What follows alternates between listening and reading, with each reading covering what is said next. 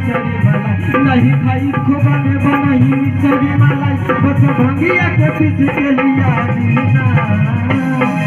ओ गणेश के मम्मी